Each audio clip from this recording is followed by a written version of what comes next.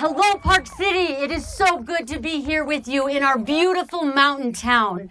I'm Gleich, professional skier, athlete, activist. We're here not because we actually really want to be here, but because of a moral obligation. How many would rather be skiing today? Let's be honest. How many would rather be running, biking, doing anything, cleaning our garage? But we are here because our country is in crisis, and it is up to us to keep showing up and speaking up.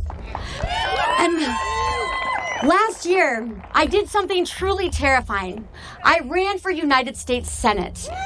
Not because it was easy, not because it was convenient, but because I saw the direction our state and country was headed, and it scared me even more than filing my candidacy. Books banned, pride flags banned, public lands put up for sale.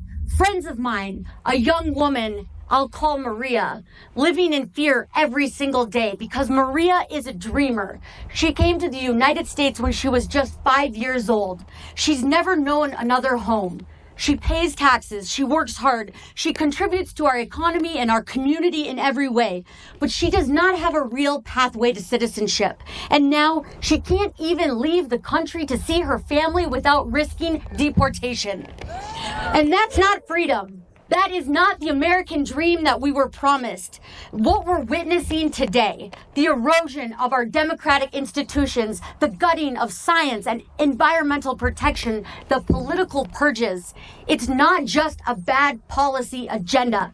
It's authoritarianism, plain and simple.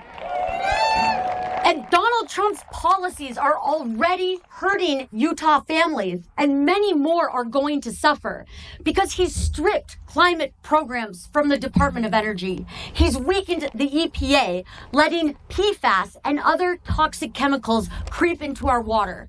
He's attacked public lands, opening them to mining, logging, and drilling, sacrificing these sacred places and fragile ecosystems for the short-term profit.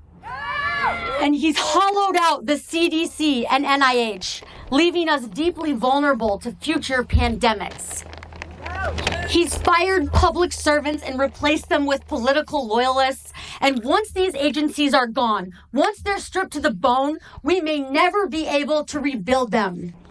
Once our democracy is lost, we may never get it back. And let's be honest, on the world stage, he's a national embarrassment. He's straining our international alliances and shaming the ideals we claim to stand for.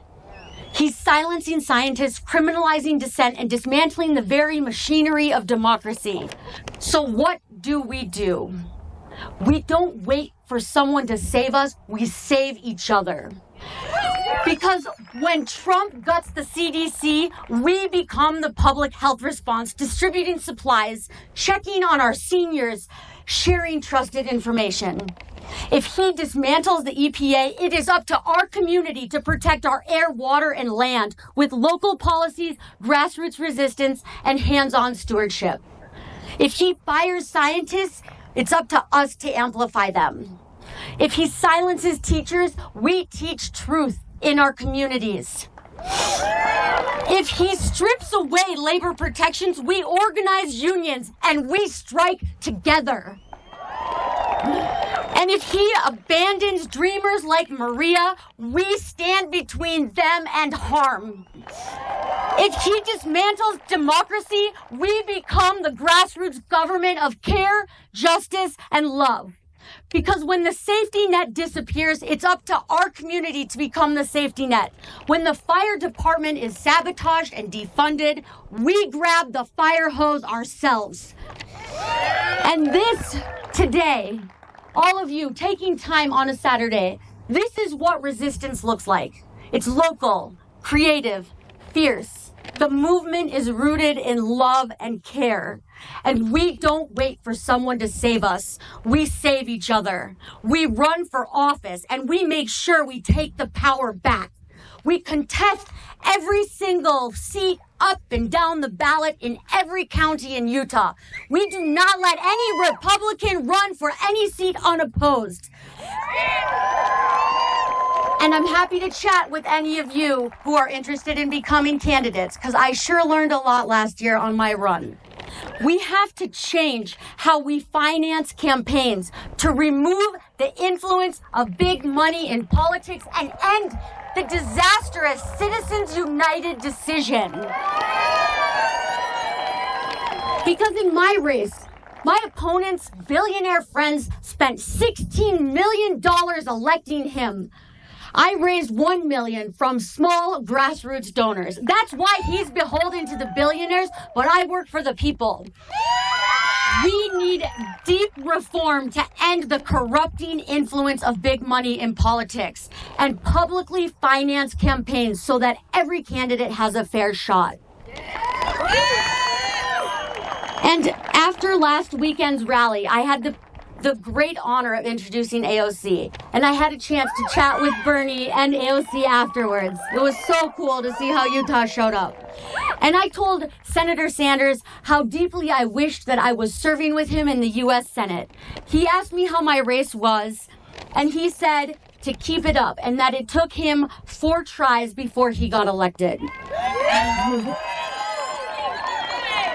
And we may feel scared right now. We may feel flooded with everything that's going on, and that's what they're trying to do. But just by showing up today, you're taking a stand. We're going to have to keep doing this. I hate to say it. There's going to be a lot of Saturdays. There's going to be strikes. We're going to have to make them hear us. And we may be scared, but we do the hard thing anyway, because the alternative is so much scarier. Now, Park City, I believe in you, I believe in us, and I believe that together we can fight authoritarianism and we can win. Thank you so much.